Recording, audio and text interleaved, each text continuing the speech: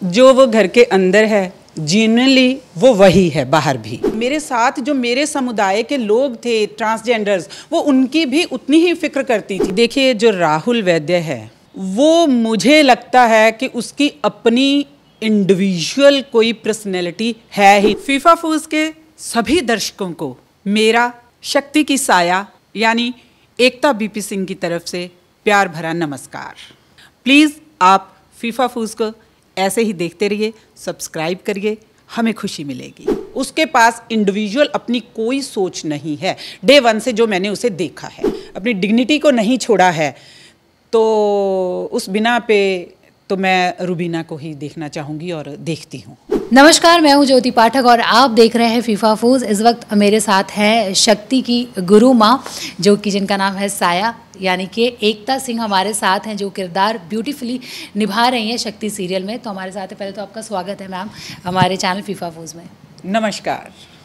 तो यही पहला तो क्वेश्चन यही है मेरा, जो शक्ति सीरियल को इतना प्यार मिल रहा है जनता का, हर एक किरदार को जनता अपनी सराखों पर रख रही है, क्या एक वजह है जो आप बता सकते हैं? देखिए ये जो हमारा सीरियल है ये एक अलग कंटेंट लेके आया है, अलग किस्म की कहानी है जो आज तक किसी ने टच नहीं की थी। तो ट्रांसजेंडर की कहानी है, उनकी लाइफ की कहानी है कि उनको कितनी उनकी जर्नी कैसी होती है, अपने परिवारों से निकल के अपने परिवारों के बीच में रहते हैं, फिर उनको कैसे परिवार में रहते हुए कैसे हालातों का सामना करना पड़ता है। फिर जब वो एक स्टेज आती है, कुछ परिवार बोल देते हैं, कुछ उनकी मर्जी होती है कि हम मूव ऑन कर जाते हैं घर से, तो बाहर उनकी क्या जर्नी होती है, ये सारी जर्नी हमारे सीरियल में दिखाई गई है। जब ये स्टार्ट हुआ था ऑब्वियसली ये एक नया कंटेंट था, नई कहानी थी। जब से शुरू हुआ है तब से उसी जज्बे से लोग देख रहे हैं और प्यार दे रहे हैं। अब शुरुआत की जाए, आपने शुरुआत की थी सौम्या के साथ, अब हीर आई है, तो हीर के बारे में जानना चाहूँगी। सौम्या पे तो आएंगे हम, लेकिन हीर किस तरीके से काम कर रही है, उनको भी जनता पसंद कर रही है उस अवतार में? जी बिल्कुल, हीर को बहुत पसंद किया जा रहा है क्योंकि हीर एक बेहतरीन एक्ट्रेस है और बहुत अच्छे से अपने उस किरदार को निभा रही है। तो अब बात करते हैं सौम्या की। सौम्या तो फिलहाल बिग बॉस के घर में, यानी कि रुबीना दिलाइक, तो अब तब से लेके उनके साथ थी, तो घर के अंदर उनका जिस तरीके से वो गेम खेल रही हैं और रियल में आप उनको जानती हैं, घर के अंदर लोग उनको कहते हैं फेक है, ये है, रियल साइड अभी तक नहीं आया, तो आपसे मैं जानना चाहूँगी और जनता भी जो उनके फैंस हैं जानना चाहेंगे, बताइए उनका रियल साइड कौन सा है? जो वो घर के अंदर है जेन्युइनली वो वही है बाहर भी, उसका वही नेचर है। जो लोग उसे फेक कह रहे हैं उनको शायद, या उनको लगता है कि ये रियल नहीं खेल रही है, उनको लगता है कि बिग बॉस में आकर लड़ाई झगड़ा, ऊंची आवाज़ में बात करना, चिल्लाना, आर्गुमेंट करना, शायद ये रियल कैरेक्टर होता है, रियल नेचर होती है। ऐसा हरगिज़ नहीं है। रुबीना जो बिग बॉस के अंदर है वही वो बाहर है, वो उसका रियल ही नेचर है, वो कोई फेक नहीं है। वो ड्यूल पर्सनैलिटी नहीं जीती है, वो उसकी एक ही पर्सनैलिटी है, घर के बाहर भी और घर के अंदर भी। मैं आपसे सेट का एक्सपीरियंस जानना चाहूँगी, कैसा एक्सपीरियंस रहा उनके साथ काम करके? देखिए रुबीना यानी सौम्या बहुत ही अच्छी अंडरस्टैंडिंग एक्ट्रेस है, और जितनी अच्छी वो एक्ट्रेस है उतनी अच्छी ही वो एक ह्यूमन बीइंग है, नेक दिल इंसान है। जो कंसर्न आप लोग देख रहे हैं बिग बॉस में वो रखती है सबके लिए, वही कंसर्न वो बाहर भी रखती है। मेरा पर्सनल उसके साथ एक रिश्ता है, आज भी है, वो बहुत ही खूबसूरत रिश्ता है। वो मेरी फ़िक्र भी करती है, वो मेरी ही नहीं, मेरे साथ जो मेरे समुदाय के लोग थे ट्रांसजेंडर्स, वो उनकी भी उतनी ही फ़िक्र करती थी।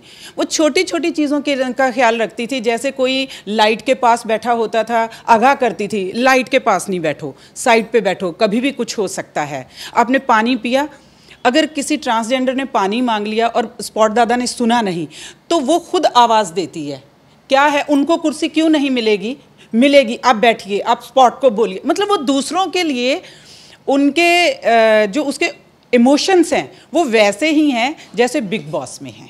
वो बाकी अपना अपना नज़रिया होता है, आप उनको कैसे लेते हो, यही। आपने कंसर्न की बात की, घर के अंदर एजाज को लेके, राहुल वैद्य को लेके कहीं ना कहीं उन्होंने कुछ कंसर्न्स दिखाए थे, पर अब वीकेंड का वार में आपने देखा था जब वो जो लावा था वो फेंकना था, जलाना था उसको, तो उन्होंने डाल दिया कि अब मैं घर में किसी की कंसर्न नहीं करूँगी, ये जो आदत है मेरे अंदर ये मैं ख़त्म करती हूँ। देखो, उसने डेफिनेटली कहा है, क्योंकि एक्शन का ही रिएक्शन होता है, जैसे जैसे उसे एक्शंस मिले उसके रिएक्शंस वैसे निकले, बट जो हमारी बेसिक नेचर होती है वो कभी नहीं छूटती। उसने भले लावा फेंका, उसके बावजूद भी वो सबकी फिक्र करती है। जब वो ये बोलती है कि आप ये डाइट, नई डाइट ले रहे हैं, इसको इस तरीके से यूज़ मत कीजिए, आपको हार्म हो सकता है, या वो राशनिंग की बात करती है कि हमारे पास राशन थोड़ा है, नहीं इसको इस तरीके से यूज़ करेंगे, या वो कहती है कि अगर एक इंसान रोटी मांग रहा है तो ऑफ कोर्स फिर वो रोटी सबको मिले। ये जो कंसर्न्स होते हैं ना, छोटे छोटे कंसर्न, को ये नहीं होता आप कोई पहाड़ तोड़ के ला दोगे किसी के लिए। ये जो छोटे छोटे कंसर्न्स होते हैं ये इमोशंस ही होते हैं। सो मेरा ये मानना है, इंसान कितनी भी कस्में ले ले, कुछ भी कर ले, जो उसकी बेसिक नेचर होती है वो कभी नहीं जा सकती, और वही उसकी खूबसूरती होती है। और यही जो कंसर्न जब दिखाती है तब राहुल वैद्य कहते हैं कि आप ऑर्डर कर रही हो, आप हुक्म कर रही हो, ऐसे मत हुक्म दो, ये सारी चीज़ें। तो आपको कहीं ना कहीं लगता है कि राहुल वैद्य रुबीना की हर जो खूबियां हैं, जो भी बातें कहते हैं, उसको नेगेटिव एंगल देते हैं? देखिए, जो राहुल वैद्य है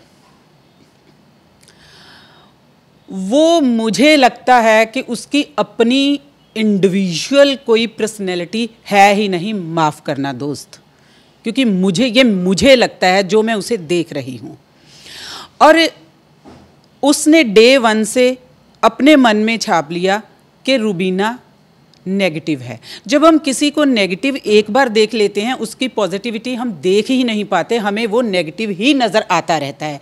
जबकि रुबीना ने उसे कंसर्न भी दिखाया, उसके साथ एक सॉफ्ट कॉर्नर रखने की भी कोशिश की, उसने ऐसा सामने से कुछ नहीं किया। राहुल वैद्य अक्सर एक बात इनिशियली स्टेज पर बोलते नजर आए मुझे, टीचर आ गई, टीचर आ गई, टीचर आ गई। राहुल वैद्य को ये बात समझनी पड़ेगी कि टीचर वही बन सकता है जो पढ़ा लिखा होता है। मुझे नहीं पता उस घर में जितने मेंबर्स हैं वो कितना पढ़े लिखे हैं, वो मेरा मुद्दा भी नहीं है, बट मैं इतना ज़रूर सबको बताना चाहूँगी कि रुबीना दिलेक एक पढ़ी लिखी, सुलझी हुई, मैच्योर इंसान है, एक साहित्यिक फैमिली से ताल्लुक़ रखती है, उसके फादर बहुत अच्छे लेखक हैं। तो जो एक बच्चा ऐसे परिवार से ताल्लुक़ रखता है तो वो, उसके अंदर मैच्योरिटी उम्र से पहले आती ही आती है, उसमें ठहराव आता ही आता है। सो जो वो कहता रहता है टीचर है, टीचर है, माफ़ करना राहुल वैद्य, वो टीचर है। क्यों? क्योंकि उसमें टीचिंग की क्वालिटीज़ हैं, इसीलिए वो सबको समझाती है। दूसरी बात, राहुल वैद्य को वो नेगेटिव क्यों लगती है? क्योंकि वो भाई ब्लंट है। जो इंसान ब्लंट होगा, दूध का दूध पानी का पानी करेगा, कंसर्न दिखाएगा, फाइट करेगा दूसरों के लिए भी, वो जो बाकी लोग हैं उनको अथॉरिटेटिव लगेगा ही। क्यों? क्योंकि उसका कॉन्फिडेंस है बात करने का, वो तभी बात कर रही है ना। आप लोग उसी अथॉरिटी से बात करो तो सही। क्या आपके पास उतनी शब्दावली है? क्या आप उन शब्दों को उस तरीके से पेश कर सकते हो? क्या आपको पता है इस वक्त किन शब्दों का चयन करना चाहिए? रूबी ये बातें जानती है, इसलिए लोगों को लगता है कि वो अथॉरिटेटिव है। वो बिल्कुल अथॉरिटेटिव नहीं है, वो बहुत काइंड है, बहुत हम्बल है, बहुत सिंपल है, हर सिचुएशन में एडजस्ट होने वाली लड़की है। हमने उसे देखा है, पर्सनली देखा है। सो अगर उसको इन चीज़ों के साथ ये सब चीज़ें कही जाती हैं, जैसे राहुल वैद्य अक्सर बोलता है कि आ गई टीचर आ गई, हाँ हाँ हाँ ठीक है, अब तुम मुझे बताओगी, तो राहुल वैद्य को ये समझना चाहिए, हम लोग एक्टर जो होते हैं, हम शब्दों की ही रोटी खाते हैं। हमारी रोज़ी रोटी शब्द और एक्सप्रेशन ही होता है। हम अगले के एक्सप्रेशन से ही समझ जाते हैं कि उसके जहन में क्या चल रहा है। तो जो राहुल वैद्य उसे एक्शन देता है, रुबीना रिएक्शन दे देती है। वेरी सिंपल, वो तो हमारे घरों में भी होता ही है, कौन सा नई बात है। रुबीना दिलाइक की गेम कैसी लग रही है आपको? मुझे ऐसा लग रहा है, लग क्या रहा है, मैं जानती भी हूँ, मात्र वो एक ऐसे शख्स हैं, दोनों हस्बैंड वाइफ, जिनको गेम के बारे में पता ही नहीं था। क्यों? क्योंकि उन्होंने बिग बॉस देखा ही नहीं, उन्होंने बिग बॉस जाना ही नहीं। वो तो जितनी ऐसे बातचीत हो जाती है उतना ही जानते थे, तो उनको एक्चुअल पता ही नहीं था गेम क्या है। उनके लिए जो गेम थी, जिसमें आप अपने व्यक्तित्व का एक इजहार करते हो, अपनी पर्सनैलिटी को शो करते हो, उनके लिए गेम थी कि आप उसमें एंटरटेनमेंट भी करते हो, कुछ कंस्ट्रक्टिव भी करते हो, प्रोडक्टिव भी करते हो, क्रिएटिव भी करते हो। उनको ये हरगिज़ नहीं पता था कि जब हम घर में जाएंगे तो जो बाकी लोग होंगे वो केवल यही रखेंगे कि बिग बॉस का मतलब है, उनके घर पे जाने का मतलब है लड़ाई झगड़ा, जितना लाउड बोलेंगे उतना हम कामयाब रहेंगे। ये गलत है, क्योंकि ऑल द टाइम इस बार क्या हो रहा है इस सीज़न में, ना कोई सुनता है, ना सामने वाले को सुनने का मौका देता है। साइमल्टेनियसली ओवरलैपिंग चलती रहती है, और कई बार दर्शक को ऐसे कंटिन्यूसली पे कान में आता है, तो कई बार म्यूट करना पड़ता है कुछ सेकंड्स के लिए, ताकि कानों को रिलीफ मिले। तो ये गेम नहीं होती है, ये हरगिज़ गेम नहीं होती है। तो एक उस घर में मैं देख रही हूँ स्पोर्ट्समैनशिप की बात होती है। अगर आप स्पोर्ट्स, क्योंकि मैं स्पोर्ट्स गर्ल रही हूँ, मैं उसके बारे में जानती हूँ, अगर आप वो रखते हैं बात स्पोर्ट्समैनशिप वाली, तो फिर आप ये क्यों कहते हैं कि ना मैं, अगर कुछ मेरा नहीं हुआ तो किसी का भी नहीं हुआ। हमारे ना एक पंजाबी में कहावत है, ना मैं खेलूंगा ना खेलने दूंगा, कुत्ती में मूतूंगा। तो वो तो वही बात हो गई ना। तो एक कहावत मुझे राहुल वैद्य के लिए याद आती है कि जब वो कुछ करता है तो उसके लिए ये होता है कि मैं सही कर रहा हूँ, जब सेम बात दूसरे करते हैं तो उसके लिए होता है कि ये गलत कर रहे हैं। मतलब क्या होता है कि तुम नाचो तो डिस्को, हम नाचे तो मुजरा ना। ये कोई लॉजिक नहीं हुआ मेरी नज़र में। Rahul Vaidya all the time illogical बात करता है, इलॉजिकल सोच रखता है। उसके पास इंडिविजुअल अपनी कोई सोच नहीं है, डे वन से जो मैंने उसे देखा है। मैं उसे पर्सनली जानती नहीं हूँ, मैं उसे उसके बारे में ये नहीं कोई कि मेरी कोई दुश्मनी है, मगर जो मैं उसे देख रही हूँ, फेस देख रही हूँ, मैं तो उसका फेस रीड कर सकती हूँ, उसकी शब्दावली से अपनी बात रख सकती हूँ। जो उसका फेस भी है, भले वो हंस रहा होता है लड़का, भले वो रो रहा होता है, भले वो गुस्से में होता है, उसके चेहरे पे नेगेटिविटी ही नज़र आती है। उसका फेस कभी कितना भी सुंदर बन के बैठ जाए, प्लेजेंट नहीं लगा। क्यों?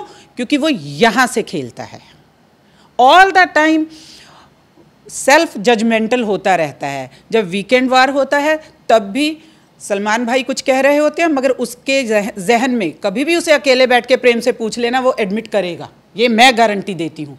यहाँ पे उसके सवाल जवाब चल रहे होते हैं, क्योंकि वो सामने वाले को अच्छे से सुनता ही नहीं। अच्छा श्रोता ही अच्छा वक्ता बनता है। रुबीना में ये क्वालिटी है, वो अच्छी लिसनर है, दैट्स वाई ओनली वो अच्छी स्पीकर है। और अभिनव और रुबीना की अगर मैं बात करूं, घर के अंदर दोनों पे यही इल्ज़ाम लगे हैं। कोई जैसे जास्मिन ने कहा कि अपने पति के बदौलत आप यहाँ तक पहुँचे हैं, पति अपने पत्नी के बदौलत पहुँचा है। तो इस तरीके के दोनों पे इल्ज़ाम लगे। तो मैं आपसे जानना चाहूँगी, आप गेम देख रही हैं तो आप उन दोनों को एज ए दोनों इंडिविजुअल खेल रहे हैं या फिर आपको लग रहा है कि हाँ साथ में खेल? देखिए, इनिशियल था कि, मगर जो ये भी मुझे समझ से परे है बात कि कोई भी बात होती है, आपकी पत्नी, आपका पति, अच्छा जब कहीं अलग चीज़ें होती हैं तो फिर कभी वो कह देते हैं हाँ वो अपना, मतलब जो घर के मेंबर हैं, मैं बीच में बात अपनी खुद काट रही हूँ, ये जो बिग बॉस का घर है ना, ये कंप्लीट समाज है, कंप्लीट समाज। समाज क्या होता है? जहाँ 4 लोग इकट्ठा होते हैं वो समाज होता है। ये कंप्लीट समाज है जहाँ अलग अलग तरह के लोग हैं ना, भांत भांत की ईंट भांत भांत का चूना, अलग अलग तरह के लोग हैं। तो वो लोग अपनी सहूलियत के मुताबिक अदल बदल कर लेते हैं, अपने शब्दों का भी, अपनी पर्सनैलिटीज़ का भी, वो एकदम बदल भी जाते हैं, कभी इधर हो गए कभी इधर हो गए। वो लोग वैसा ही करते हैं।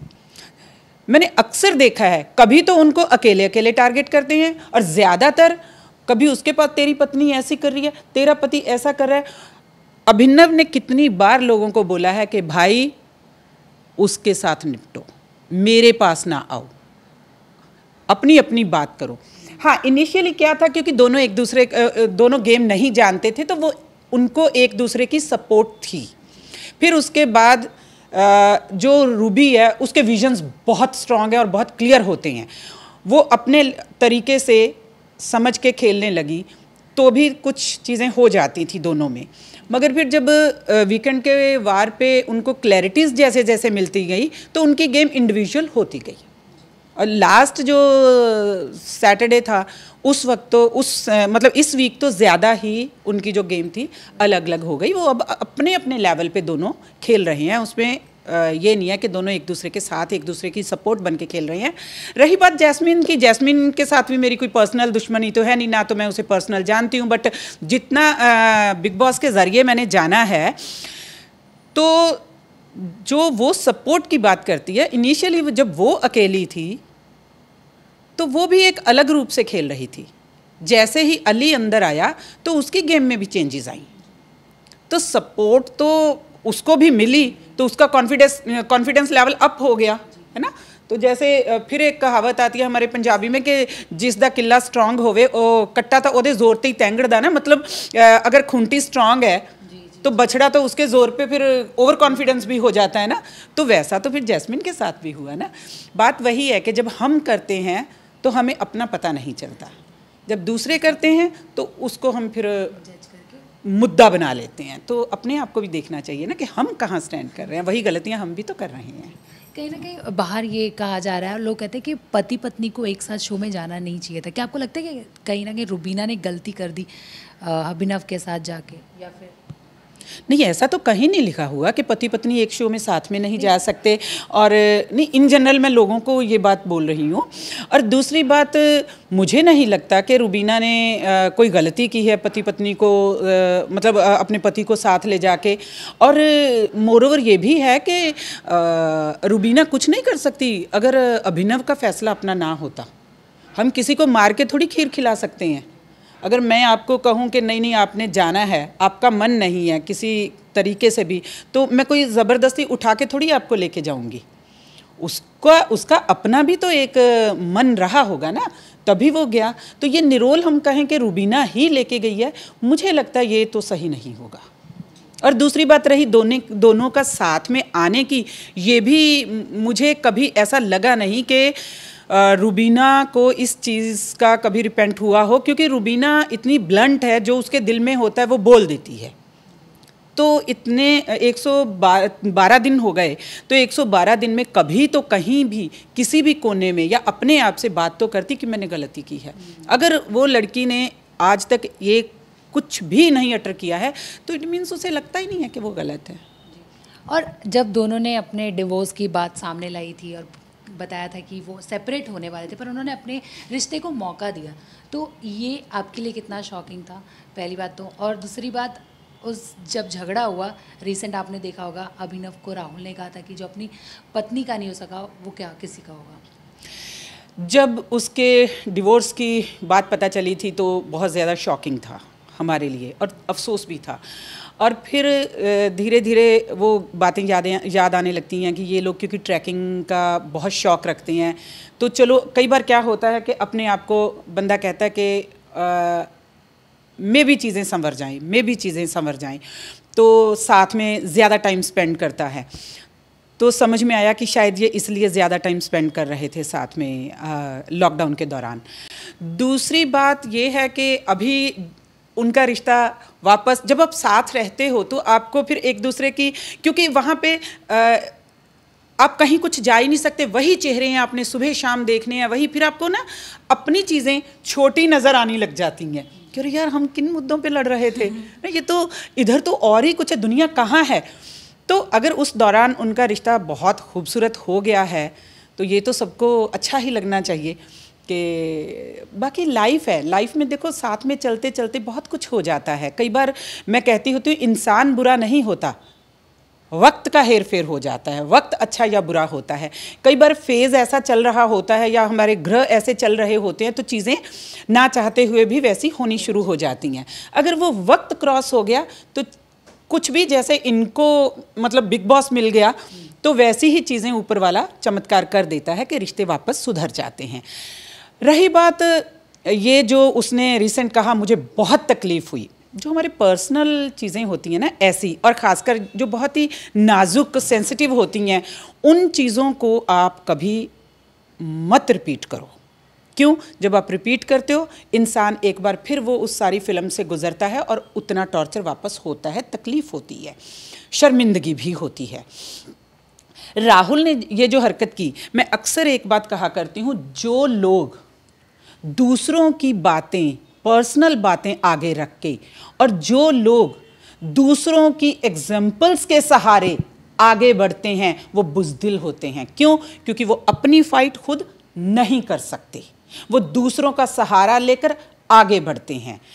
जो राहुल ने उनके रिश्ते की बात की कि जो इंसान अपनी पत्नी का नहीं हो सका तो और किसी का क्या होगा, क्या गारंटी है कल को वो अपनी पत्नी का होगा?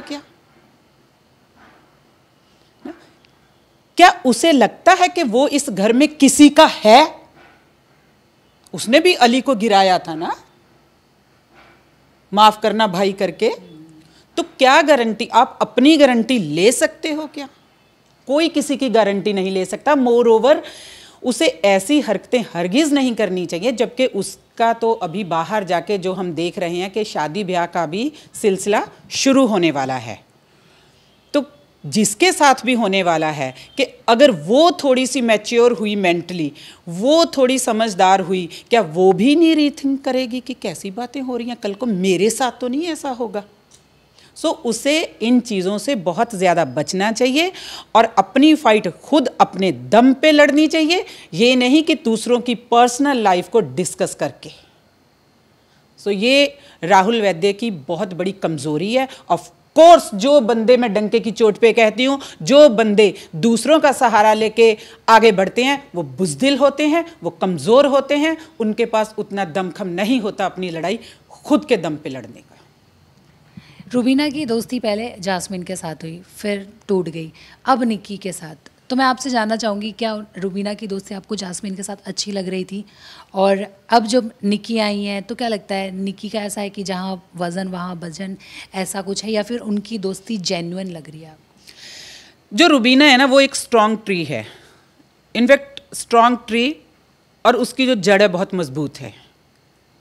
रुबीना वहीं खड़ी होती है, लोग उसके पास आते हैं। मैं वेल एजुकेटेड वुमेन हूँ, MA MPhil PhD मेरी लिटरेचर में है, मैंने कॉलेज में पढ़ाया है। मैं अपने स्टूडेंट्स को एक बात कहा करती थी, आज भी मैं लोगों को कहती हूँ कि खुद एक स्ट्रॉन्ग ट्री बनो, लोग आपकी छाया के नीचे आके बैठें, आपको किसी की छाया में ना बैठना पड़े। सो रूबी वो स्ट्रॉन्ग ट्री है, लोग उसकी छाया में आके बैठते हैं, उसके पास आते हैं। जैस्मिन उसके पास आई थी तो रूबी ने अपनी बाहें ओपन की, निक्की उसके पास आई है। शुरू में क्या है, उसकी जो नेचर है उसको लोग अंडरस्टैंड नहीं करते।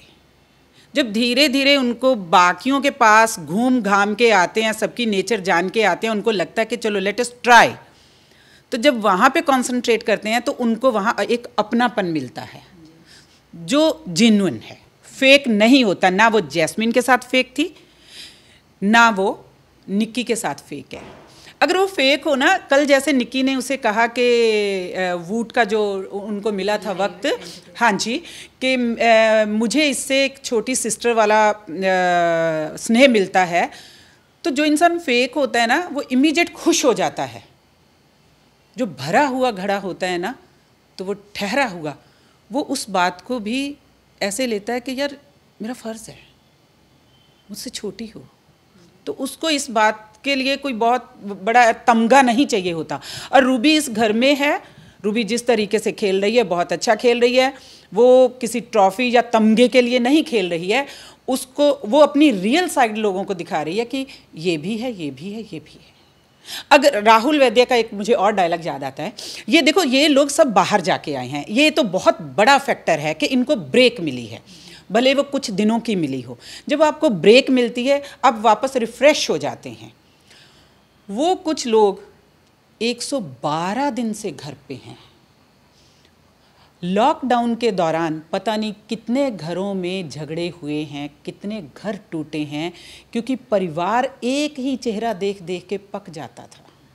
वही 2-4 चेहरे हम डेली सुबह से शाम तक देखते हैं या मैक्स टू मैक्स बाहर देख लेते हैं, मगर बिग बॉस के घर में तो ऐसा कुछ है ही नहीं। वही चेहरे हैं, वो भी अनजान हैं। अगर हमारे परिवारों में लॉकडाउन के दौरान झगड़े हो सकते हैं, वो तो बिग बॉस है जहाँ अलग अलग नेचर के लोग आए हुए हैं, जिन्होंने एक परिवार से जिनका कोई ताल्लुक नहीं है, एक माँ के पेट से जन्म नहीं लिया हुआ, कोई बहन भाई नहीं है। तो ये चीज़ें जो हैं, छोटी छोटी चीज़ें होना ज़रूरी भी होता है और हो भी जाती हैं ना चाहते हुए। सो इसका मतलब ये नहीं है कि इनको मुद्दे बना लो, मुद्दे बनाने हैं कोई ढंग के बनाओ ताकि हम दर्शकों को देखकर भी मज़ा आए। अब आप एक ही बंदे को टारगेट किए जा रहे हो, एक ही बंदे को टारगेट किए जा रहे हो, फिर आप बात करते हो कि ये अथॉरिटेटिव है, ये है, वो है। तो भाई आप अगर 10 लोग एक बंदे को ले रहे हो तो वो बंदा तो फिर होगा ही ना कि आ जाओ मैं अकेली ही काफ़ी हूँ। और रूबी अकेली 100 के बराबर है जी। अच्छा, रूबीना के अलावा और किसका गेम आपको अच्छा लग रहा है घर में? रूबीना के अलावा जो अभिनव है ना, वो बहुत सटल खेल रहा है, बहुत सटल खेल रहा है। हाँ, बहुत सटल। और उस बंदे ने भी अपनी डिग्निटी को कायम रखा हुआ है। जैसे रूबीना ने अपनी डिग्निटी, डिसेंसी को कायम रखा, उस कपल ने अपने उन चीज़ों को कायम रखा हुआ है। 112 दिन हो गए, उस दौरान वही चेहरे देख देख के, वही फ्रस्ट्रेशन, वही टेंशन्स, सब चीज़ों के प्रेशर को झेलते कभी मुंह से कुछ निकल भी जाता तो वो बहुत बड़ा गुनाह नहीं है। लोगों के मुंह से तो पता नहीं क्या क्या निकला है। और राखी मुझे अच्छी लगती है। जुड़ा सवाल है मेरे पास कि वो जो सौतन बनने की जो कोशिश कर रही हैं, आपको लगता है कामयाब हो पाएंगी रूबीना उनको? देखो, we are human being, right? तो मैं निरोल उसे ये भी नहीं कह पाऊंगी कि वो फेक है, वो खाली गेम के लिए कर रही है। कहीं ना कहीं हल्का फुल्का एक हमारा इमोशन किसी ना किसी के लिए आ जाता है, तो वो मुझे ऐसा लगता है कि वो सॉफ्ट कॉर्नर या सॉफ्ट इमोशन है, उसका कहीं ना कहीं दिल के किसी कोने में है। तो बाकी जो वो हेल्दी फ्लर्टेशन कह सकते हैं उसे, वो जो करती है तो उससे एंटरटेनमेंट भी मिलता है ना, तो हम लोग उसको एंजॉय भी करते हैं। वाह, उसको फ्लर्ट करना और अभिनव का शर्मा जाना एक नाइस कॉम्बिनेशन है। वो पैं चैन चैन से एक रिलीफ देता है। अच्छा, टॉप 5 में आप किन किन कंटेस्टेंट्स को देखते हो? टॉप 5 में of course Rubina, Abhinav, Rakhi, Aijaz and Ali. Top 3? Top 3 में रूबीना, अभिनव, राखी। और सलमान खान के साथ जो वो 2 हाथ पकड़ेंगे, कौन होगा? ऑफ कोर्स मैं रूबीना को तो रखूंगी, रूबीना तो होगी ही होगी। बाकी मैं श्योर नहीं हूँ। हाँ, अभिनव, राखी में से कौन होगा can't say, but Rubina sure है, रूबीना श्योर है। विनर भी रूबीना श्योर, क्योंकि रूबीना की जो गेम देखो बाकी तो ऊपर वाले के हाथ में है, किसका या जनता किसको करती है वो तो हम कोई गारंटी तो नहीं ले सकते, बट जो उसकी गेम है, जो उसकी पर्सनैलिटी के परत दर परत एस्पेक्ट्स आए हैं, या उसने अपनी पर्सनैलिटी को धीरे धीरे खोला है, अपनी डिसेंसी को, अपनी जो उसका एक पर्सनैलिटी है उसको नहीं छोड़ा है, अपनी डिग्निटी को नहीं छोड़ा है, तो उस बिना पे तो मैं रुबीना को ही देखना चाहूँगी और देखती हूँ। जाते जाते रुबीना के फैंस और शक्ति सीरियल के जो फैंस हैं उनके लिए क्या कहना चाहेंगे? मैं दोनों हाथ जोड़ के यही दरख्वास्त करूंगी कि प्लीज़ प्लीज़ प्लीज़ शक्ति को इसी तरीके से प्यार देते रहिए और देखते रहिए जी भर के, और शक्ति के साथ जुड़ी हमारी सौम्या यानी रुबीना दिलेक को इसी तरीके से प्यार देते रहिए और भरपूर वोट कीजिए और मेरी रुबीना को जिताइए please. Thank you so much. Thank you so much हमसे बात करने के लिए। All the best. Thank you. Thank you so much.